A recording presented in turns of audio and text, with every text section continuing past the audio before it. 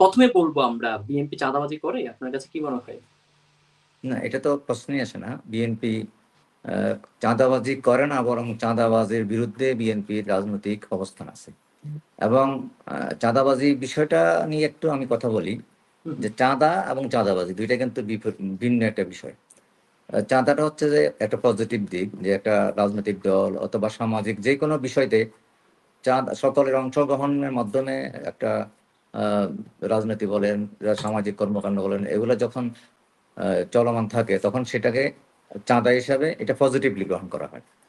আর চাঁদাবাজি যখন শব্দটা চলে আসে তখন এটা একটা নেগেটিভ দিক।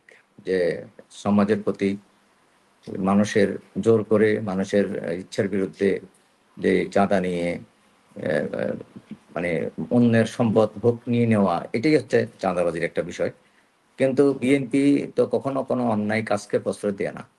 বিএনপি ইতিপূর্বে আপনি জানেন যে বিএনপি যখন ক্ষমতায় ছিল ২০০১ থেকে, তখন আ বিএনপি অপারেশন ক্লিন হার্ট নামে একটা কার্যক্রম গ্রহণ করেছিল।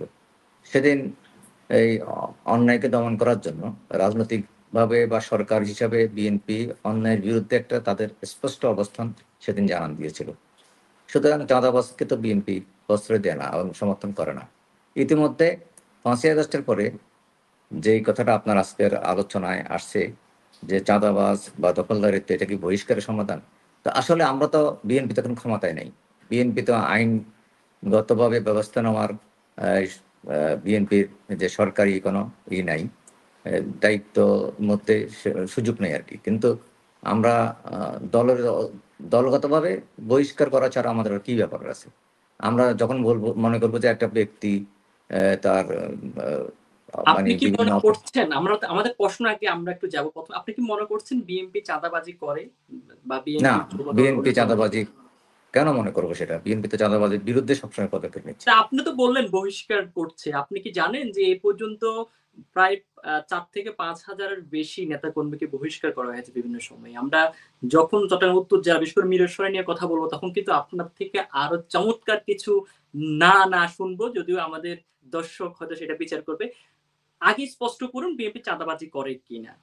বা না চাঁদাবাজির সাথে বিএনপি জড়িত হুম, না বিএনপি চাঁদাবাজির সাথে জড়িত থাকার তাহলে প্রশ্নই আসে ৫ না। কেন থেকে থাকবে? সাত অ্যা পাঁচ ৫,০০০ বা ৬ থেকে ৪ থেকে ৫,০০০ যে নেতাকর্মী বহিষ্কার করছে এদেরই কেন বহিষ্কার করল? না, বিএনপি একটা বৃহত্তম রাজনৈতিক দল, সংগঠন। এখানে প্রত্যেকটা ব্যক্তির ব্যক্তিগত একটা বিষয় থাকে। সেই হুম। জায়গাতে যদি কেউ অপরাধের সাথে যুক্ত হয়ে যায়, বিএনপি সেটাকে দায়িত্ব নিচ্ছে না, বহিষ্কার করছে। তাদের বিরুদ্ধে এটা একটা সাংগঠনিক ব্যবস্থা। বিএনপি যদি চাঁদাবাজকে করত তাহলে তো বহিষ্কার করত না। বিএনপি মনে করত যে তাহলে এটা বহিষ্কারটা করল কেন? জনাব চৌধুরী বহিষ্কার করল কেন? না, বহিষ্কার যে শুধুমাত্র চাঁদাবাজির কারণে হচ্ছে এমনও না। সাংগঠনিক শৃঙ্খলা ভঙ্গের ব্যাপার থাকে। আ তা আপনার বিভিন্ন মানে সংগঠন বিরোধী কর্মকাণ্ড যেটা বিবেচিত হয়েছে সেই কারণেই বহিষ্কার হচ্ছে। আর সেখানে চাঁদাবাজি যদি থেকে থাকে সেটাও একটা সংগঠন বিরোধী কাজ। এবং সংগঠনের বিরোধী বলেই তো সংগঠন এটা গ্রহণ করছে না। এবং এবং আপনি কি আ অবশ্যই মিরসরাই নিয়ে অবগত আছেন। সরাইতে কিন্তু আ একজন প্রবাসীর কাছ থেকে চাঁদা দাবি করা হয়েছে। এবং যেটা হচ্ছে আপনার এলাকা দিয়ে আমি ১ম উদাহরণটা দিতে চাচ্ছি। আমি চেয়েছিলাম যে আরেকটু পরে দিব। কিন্তু আপনার এলাকাকে নিয়ে আমি ১ম এ শুরু করতে যাচ্ছি। আপনাকে আমরা প্রমাণ সিওর, দিচ্ছি ১ম সিওর। আপনার মিরসরাইকে দিয়ে। মিরসরাই একজন প্রবাসী আপনি মনে হয় শুনেছেন। এবং চট্টগ্রাম যেটা হচ্ছে মিরসরাই ইকোনমিক্যাল জোনে ওখানে কিন্তু চাঁদাবাজি করতে গিয়ে আপনাদেরই যুবদলের একজন নেতা, হ্যাঁ? উনি বহিষ্কার হয়েছেন। এটা আমরা ইনসাইড টেলিভিশনেও কিন্তু শওকত সাহেব নামক একজন যুবদল নেতা। এটা কিন্তু আপনার মনে হয় অতটুকু পর্যন্ত যান নাই চৌধুরী। আমাদের মনে হয় একটু আপনি মনে হয় একটু ফ্ল্যাশব্যাক এ যান না। বাংলা সিনেমার মতো হুট করে একটু চলে যান। যে ওই কিছুদিন আগের কথা হয়তো মনে পড়বে। জি। দেখেন না একটু মনে পড়ে কিনা? না, আপনি যে প্রবাসীর কাছে চাঁদা দাবি করা হইছে, বিএনপির আমি তো বিএনপির খুব রিসেন্টলি আমি আহ্বায়ক ছিলাম গত কয়েক মাস আগেও। হুম, আমি হুম। বলব যে না, এরকম কোনো তথ্য আমাদের কাছে জানা নাই। আর আ দ্বিতীয়ত আমরা হচ্ছে আমরা হুম, হুম, হুম, হুম। আমরা আমরা দ্বিতীয়ত আমরা হচ্ছে যে বলেন, হুম। বলেন। আপনি বলেন, আপনি যেটা বলেন। না, দ্বিতীয়ত হচ্ছে যে আমাদের এই একটা বৃহত্তম রাজনৈতিক দল, দলের ভিতরের প্রত্যেকটা নেতার কর্মকাণ্ড নিয়ে আমাদের দলের নিজস্ব একটা থাকে, অনুসন্ধান থাকে। আমরা আমাদের এনএসআই ডিজিএফআই থেকে শুরু করে বিভিন্ন রিপোর্ট কালেকশন করা হয়, সমস্ত কিছু বিবেচনায় যখন কোনো ব্যক্তি সংগঠন বিরোধী কর্মকাণ্ডের জন্য দায়ী মনে করা হবে তার বিরুদ্ধে সাংগঠনিক ব্যবস্থা গ্রহণ করা হবে এবং হয়েছে ইতিমধ্যে। মানে আমরা এরকম কোনো উদাহরণ আছে কিনা আপনাদের চাঁদাবাজির জন্য বহিষ্কার করা হয়েছে, এরকম কোনো উদাহরণ আছে কিনা?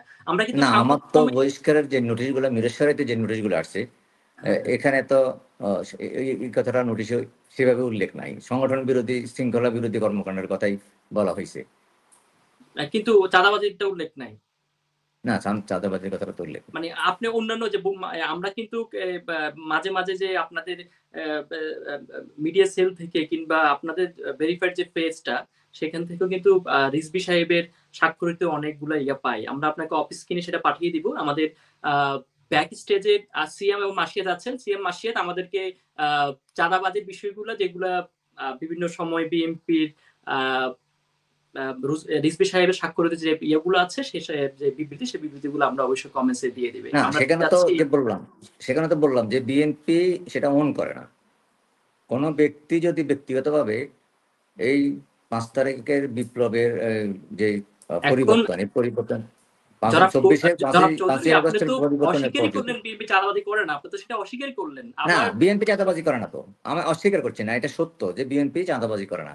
কিন্তু কোনো ব্যক্তি যদি এই যে আপনাকে আমি প্রথমত বলি যে এটা একটা আমাদের বাংলাদেশের যে কালচার, এই যে গত চাঁদাবাজি কি, প্রথমত কথা হচ্ছে যে বাংলাদেশে গত 17 বছর একটা ফেসিজমের মধ্যে বাংলাদেশের জনগণ মানে জীবনযাপন করেছে, সেখানে দিনের ভোট রাতে পর্যন্ত হয়েছে। তো এটা চাঁদাবাজি, এটা একটা অর্থ বা সম্পদের বিষয়, কিন্তু ভোট অধিকারের প্রশ্নে তো এটা এক ধরনের জনগণের অধিকার হরণ করা হয়েছে। আমি সেই জায়গায় আছি, সেই কালচার থেকে, সেই কালচারে আমি বলতেছি, সেই কালচারের ভিতর দিয়ে যে জনগোষ্ঠী, সেই জনগোষ্ঠীতে বিএনপিতে বিচ্ছিন্ন কোনো দ্বীপে বসবাস করা বিষয় না। এই জনগোষ্ঠীর ভিতরে একটা সংক্রমণ তো থাকবে এবং সেটাকে বিএনপি রেকটিফাই করতেছে। বিএনপি মনে করতেছে যে এটার বিরুদ্ধে আমার অবস্থান নেওয়া হচ্ছে এবং অবস্থান নিচ্ছে। বিএনপি যারা দেখেন, আপনি প্রথমত আপনাকে এটা বলেন যে 17 বছর যে কর্মীগুলো রাজপথে আন্দোলন করছে, সংগ্রাম করছে, বা তাদের বিরুদ্ধে আবার বিএনপি যদি অপরাধ করে থাকে তার বিরুদ্ধে সিদ্ধান্ত নিতে পিছপা হচ্ছে না। তাহলে তো আপনারা স্বীকার করে নিচ্ছেন না কেন? বিএনপি চাঁদাবাজি, না, বিএনপি চাঁদাবাজি করলে তো ভাই তাদের বিরুদ্ধে ব্যবস্থা নিত না, বিএনপি নেতা কর্মীরা করে, তাই তো? না, বিএনপি নেতা কর্মী বলতে প্রত্যেকটা ব্যক্তি তার ব্যক্তিগত ইন্ডিভিজুয়ালি একটা রেসপন্সিবিলিটি আছে। সেই ইন্ডিভিজুয়াল রেসপন্সিবিলিটিটাকে বিএনপি তার দলীয় রেসপন্সিবিলিটি হিসেবে স্বীকার করছে না বা গ্রহণ করছে না। তাদেরকে দল থেকে তাদের বিরুদ্ধে শাস্তিমূলক ব্যবস্থা গ্রহণ করছে। এটা করা ছাড়া বিএনপির এখন কি, বিএনপি যদি সরকারে থাকতো তাহলে আইনগত ব্যবস্থা গ্রহণ করতো। চাঁদাবাজি মানে আমাদের সমাজে চাঁদাবাজি বা অপরাধ কর্ম যে হবে না এমন তো না, কিন্তু অপরাধ কর্মের বিরুদ্ধে আমরা কি ব্যবস্থা নিচ্ছি সেটা হচ্ছে বিষয়।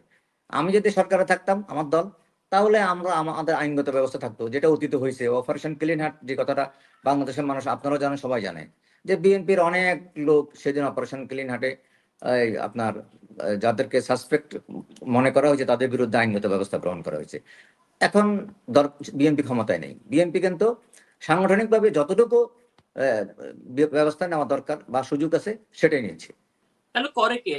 চাঁদাবাজি করে কে? প্রতিদিন তো বাংলাদেশে আপনি বাংলাদেশের প্রত্যেকটা মানুষ কোনো না কোনো রাজনীতির সাথে জড়িত বা সমর্থন করে, ভোট দেয়, কিন্তু এদের মধ্যে অপরাধ কারা করে? তাহলে এরাই তো করে। এখানে ভালো মানুষ আছে, খারাপ মানুষ আছে, সবকিছু মিলিয়ে একটা আমাদের যে আমি ঠিক এই জায়গাটাতে বুঝতে পারছি না, ঠিক আমার দর্শকও বুঝতে পারছে না আসলে কোন একটা দলের, আপনি মনে করেন বিএনপির একজন নেতা, এখন আপনাকে নিয়ে দল নাকি দল নিয়ে আপনি, আসলে কোনটা? এই জায়গাটা আমরা আগে পরিষ্কার হবো, তারপরে আমরা পরবর্তী প্রশ্নে যাব। কোনটা, যে আপনাকে নিয়ে দল না দল নিয়ে আপনি? না, একটা পরিপূরক। আমাকে নিয়ে, হ্যাঁ, পরিপূরক। আমি দলের বাট দল আমার, এই কথাটা ঠিক না, আমি দলের। আচ্ছা, জনাব চৌধুরী, আপনার গ্রামের বাড়ির নাম কি একটু বলুন তো আমাকে, তারপর প্রশ্ন করতে সুবিধা হবে। আপনার গ্রামের বাড়ির নাম কি? আমার গ্রামের বাড়ি হচ্ছে ডোমখালি, মাহাতব চৌধুরী বাড়ি। মাহাতব চৌধুরী বাড়ি, চৌধুরী বাড়ি বলি। এখন মনে করেন আপনার বাড়ির একটা লোক চুরি করতে গিয়ে ধরা খেয়ে যাচ্ছে, মনে করেন, আমরা উদাহরণ দিচ্ছি। এখন ওখানে আপনাদের হয়তো ওই লোক হাইলেস হবে নাকি চৌধুরী বাড়ির লোক চুরি করে, এটা বলবে মানুষ? কোনটা? না, আপনি চৌধুরী বাড়ির লোক বলবে, বাট ওই লোকটাই ইন্ডিভিজুয়ালি তার অপরাধের জন্য সে দায়ী থাকবে, এবং এটা না, আমাদের আমরা তো বলছি না সে দায়ী না, সে দায়ী, না, কিন্তু সে সেই দায়ী সেই থাকবে, কিন্তু হুম, বলবে চৌধুরী বাড়ির লোক বলবে, কিন্তু বলার পরেও তো আপনি এটাকে তো আমি যে আমাদের বাড়ির লোক না সেটা বলতে পারবো না। তাহলে আপনি কিন্তু আপনি কি বলতে চাচ্ছেন যে আমি দলের বলতে চাচ্ছি যে নেতাকর্মী করে তার আমরা মানে কি চৌধুরী বাড়ির, এভাবে বলবো যে না আপনি কি বিএনপির বলবেন চৌধুরী বাড়ির সব লোক চোরের সাথে জড়িত? না, আমরা কি তাহলে আপনার কথা মতো এভাবে বলি যে বিএনপির কিছু লোক চাঁদাবাজির সাথে জড়িত। এটা সমর্থন না, করেন নাকি? আমি চাঁদাবাজির সাথে জড়িত সেটা বলবো না। আমি বলতে চাচ্ছি যে আমার দলের যেই নীতি আদর্শ, হুম, সেই হুম। আদর্শের বিরুদ্ধে যখন কোন লোকের কর্ম পরিগণিত হবে তার বিরুদ্ধে সাংগঠনিক ব্যবস্থা গ্রহণ করা হবে। হতে পারে সেটা চাঁদাবাজি, হতে পারে অন্যান্য অপরাধ, যাই হবে।